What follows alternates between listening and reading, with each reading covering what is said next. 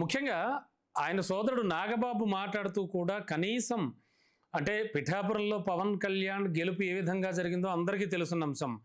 ఎవరు సపోర్ట్ చేస్తే ముందుకు వెళ్ళారో కూడా ప్రతి ఒక్కళ్ళకి తెలుసు. మరి ఈ నేపథ్యంలో కనీసం ఆ వర్మ గారి పేరు ఎత్తడానికి కూడా వీళ్ళు ఈయన కానీ అంటే పవన్ కళ్యాణ్ అయితే పోనీ ఆయన వ్యవహారాల్లో పడి ఆయన మర్చిపోయారేమో అనుకోవచ్చు. కనీసం నాగబాబు గారైనా ఈ వ్యవహారం ఎత్తుతారు, ఈ వ్యవహారం మాట్లాడతారు అని అంత ఎదురు చూశారు.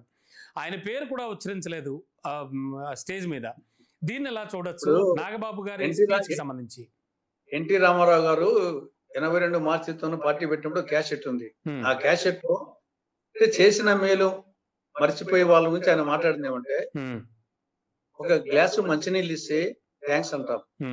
4 గడ్డి పరకలు తిన్న ఆవు కృతజ్ఞతతో పాలిస్తుంది. 4 మెతుకులు తిన్న కుక్క విశ్వాసంతో కాపలా కాస్తుంది. 4 మెతుకులు తిన్న కుక్క విశ్వాసంతో కాపలా కాస్తుంది. 4 గడ్డి పరకలు తిన్న ఆవు విశ్వాసంతో పాలిస్తుంది. ఒక గ్లాసు మంచినీళ్ళు ఇస్తే తప్పుకున్న వానికి థ్యాంక్స్ అంటాడు.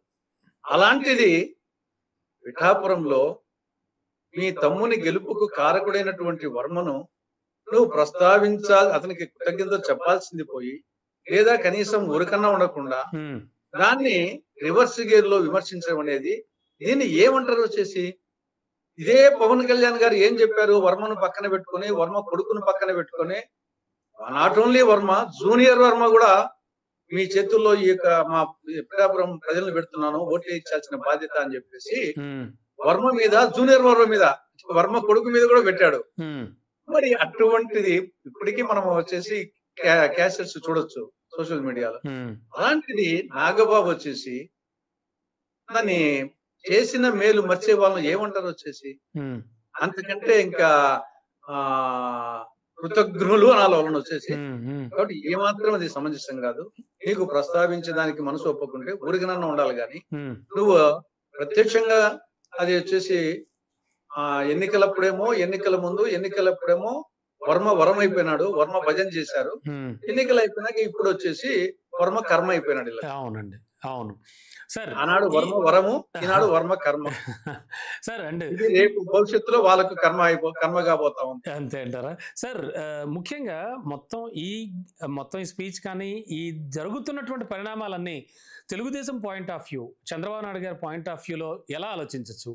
ఆయన ఏ విధంగా దీన్ని తీసుకోవచ్చు? అండ్ ఇప్పటికే మనం సోషల్ మీడియాలో చూస్తున్నాం, తెలుగు తమ్ముళ్ళు కానీ, తెలుగుదేశం కార్యకర్తలు కానీ, నేతలు కానీ, చోటమోట నేతలు అందరూ కూడా స్పందిస్తూ ఉన్నారు. వీరంతా కూడా చాలా అంటే ఒక రకమైన అసహనంతో ఉన్నారు వీళ్ళంతా.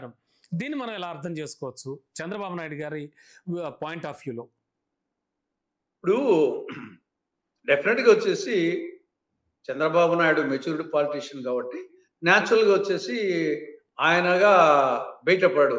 కానీ మిగతా వాళ్ళను ఆయన ఎంకరేజ్ చేసిన చెప్పడం లేదు, కానీ మిగతా వాళ్ళకు న్యాచురల్ గా వచ్చేసి టీడీపీ అక్కడ నాట్ ఓన్లీ వర్మనే కాదు, టీడీపీ వాళ్ళు టోటల్ గా వచ్చేసి ఆ గెలుపుకు కారణము కేవలం జన సైనికులు, ప్రజలు, పవన్ కళ్యాణ్ తప్ప ఈవెన్ వర్మే కాదు, ఈవెన్ టీడీపీ కూడా కాదు అన్నట్టుగా ఆయన మాట్లాడినాడు. నాగబాబు మాట్లాడింది వర్మనే కాదు, టీడీపీ క్యాడర్ కూడా ఈ గెలుపు కారణం కాదు అని ఇండైరెక్ట్ వాళ్ళ చెప్పినట్టే. ఓన్లీ పవన్ ఇమేజ్, జన సైనికులు అండ్ ప్రజల వల్లనే గెలిచాము అంటే టీడీపీ కూడా కాదు, బీజేపీ కూడా కాదు అనే విధంగా ఆయన మాట్లాడడం జరిగింది.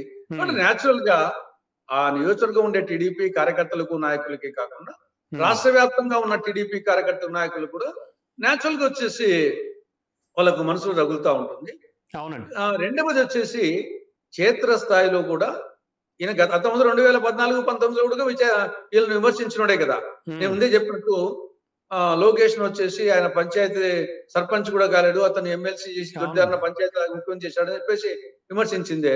తర్వాత దానికి తోడు ఇటీవల హోమ్ మినిస్టర్ అనితను, నిజంగా ఆవిడ కాబట్టి మహాతల్లి గమ్మునుంది, కానీ ఆ ప్లేస్ లో మరి ఎవరన్నా ఉంటే గన ముఖ్యమంత్రి గారి దగ్గర పోయి, సార్ నన్నన్నా తీసేయండి, ఆయనన్నా తీసేయండి, ఏమి హోమ్ మినిస్టర్ ఉంటేనేమి లేకుంటేనేమి, ఇంత మాట అన్నాక నచ్చిన యాక్షన్ గా ఆవిడ ఓపికతో ఉంది.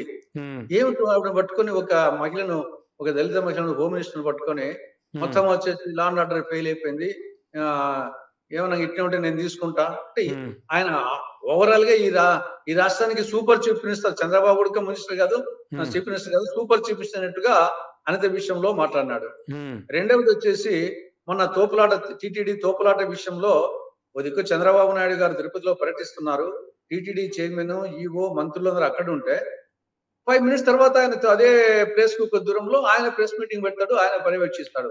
ఉమ్, ఆయన కనీసం మరుసటి రోజు వచ్చినా పర్వాలే, ముందు రోజు వచ్చినా. అవును. కానీ ఒకవైపు చీఫ్ మినిస్టర్ పర్యటిస్తా ఉంటే అదే ప్లేస్ లో ఆయన వేరే చోట దానికి కొద్ది దూరంలో పర్యటించడం అంటే అది చీఫ్ మినిస్టర్ ను ధిక్కరించినట్టే వచ్చేసి సూపర్ ఉమ్, చీఫ్ మినిస్టర్ గా చేసినట్టే. అదే విధంగా వచ్చేసి లడ్డు విషయంలో ఆయన ఆల్రెడీ ముఖ్యమంత్రి గారు చెప్పారు. దాన్ని ఈయన సెపరేట్ గా డ్రెస్ మార్చుకొని కాషాయ వస్త్రాలు వేసి ప్రాయశ్చిత్య దీక్షని ఇవన్నీ ఉమ్, వచ్చేసి తర్వాత ఆ కాకినాడ పోర్టు విషయంలో గాని, ఆ యొక్క బియ్యం విషయంలో గాని, ఉమ్, ఇవన్నీ ఆయన ఏదో సూపర్ లీడర్ గా ఎవాల్వ్ అయినట్టు చూస్తుండేది ఉమ్, ఒక మీకు నాకు సామాన్యులకే పిల్లకాయలకు కూడా అర్థమవుతుంది. అదేం ఉమ్, చంద్రబాబు నాయుడుకి అర్థం కాకుండా పోతుంది. ఓకే. కాకపోతే ఏమంటే కాకపోతే న్యాచురల్ గా మొన్న ఎన్నికల్లో కొంత డెఫినెట్ గా వచ్చేసి సింబియాసిస్ ఇద్దరికి మేలు జరిగింది. అవునండి. జగన్ యొక్క భయంతో వచ్చేసి గాని ఏదన్నా గాని ఆ ఉమ్, అది కొంచెము ఆ బంధము తెగిపోకూడదు. ఆ కాబట్టి కొంత ఆయన పొలిటికల్ గా ఆలోచిస్తున్నాడు కాబట్టి, కానీ ఎప్పటికైనా ఇటువంటి డేంజరే. ఈయన బీజేపీ క్లచెస్ లేకపోతున్నాడు. ఉమ్, బీజేపీ క్లచెసే కాదు, త్వరగా బీజేపీని బేస్ చేసుకొని ఆయన పైకి రావాలని ప్రయత్నం చేస్తున్నది ఆయనకు స్పష్టంగా ఎవరికైనా అర్థమవుతుంది. అవునండి. బీజేపీ క్లచెస్ లో కూడా ఆయన ఉంటాడని నాకు నమ్మకం లేదు. ఉమ్, బీజేపీని ఆసరా చేసుకొని ఆయన లీడర్ గా ఎవాల్వ్ కావాలా, ఒక సామాజిక వర్గాన్ని పట్టుకొని, ఆ ఉమ్, సినిమా దాన్ని పట్టుకొని, బీజేపీని పట్టుకొని పైకి రావాలనేది ఆయన ప్రయత్నం చేస్తున్నది. అది స్పష్టంగా, అదేమి గండికోట రహస్యమేం కాదు, స్పష్టంగా తెలుస్తా ఉంది. తెలుస్తోంది. కాబట్టి షూర్ చంద్రబాబు సార్. నాయుడు ఆవులు ఇస్తే పేగులు ఎక్కించేవాడు. ఆయనకు తెలియదా ఏమి ఆంజనేయుని ముందర పిల్లకొద్ది కుప్పి గంతులు వేసేయారు.